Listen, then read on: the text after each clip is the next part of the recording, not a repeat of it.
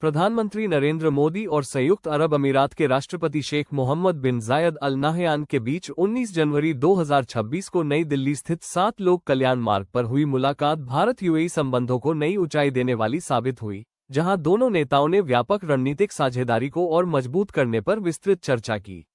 इस बैठक के दौरान डिजिटल इंफ्रास्ट्रक्चर, रेलवे और वित्तीय सेवाओं से जुड़े कई अहम समझौतों पर सहमति बनी, जिनका उद्देश्य भविष्य की जरूरतों के अनुरूप सहयोग को विस्तार देना है।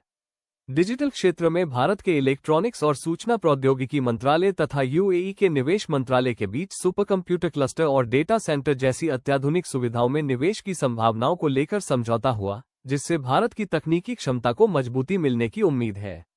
रेलवे क्षेत्र में भारत के रेल मंत्रालय और यूएई की फेडरल ट्रांसपोर्ट अथॉरिटी के बीच सहयोग बढ़ाने पर सहमति बनी, जिससे आधुनिक रेल प्रबंधन और बुनियादी ढांचे में साझेदारी को बढ़ावा मिलेगा। वित्तीय सेवाओं के क्षेत्र में बॉम्बे स्टॉक एक्सचेंज और अबू धाबी सिक्योरिटीज एक्सचेंज के बीच हुए समझौते से दोनों देशों के पूंजी बाजारों के बीच सहयोग और निवेश के नए अवसर खुलेंगे। इसके अलावा लॉजिस्टिक्स और सप्लाई चेन सेवाओं के विकास पर भी चर्चा हुई, जिसे भारत मध्य पूर्व यूरोप आर्थिक गलियारे के एक अहम हिस्से के रूप में देखा जा रहा है।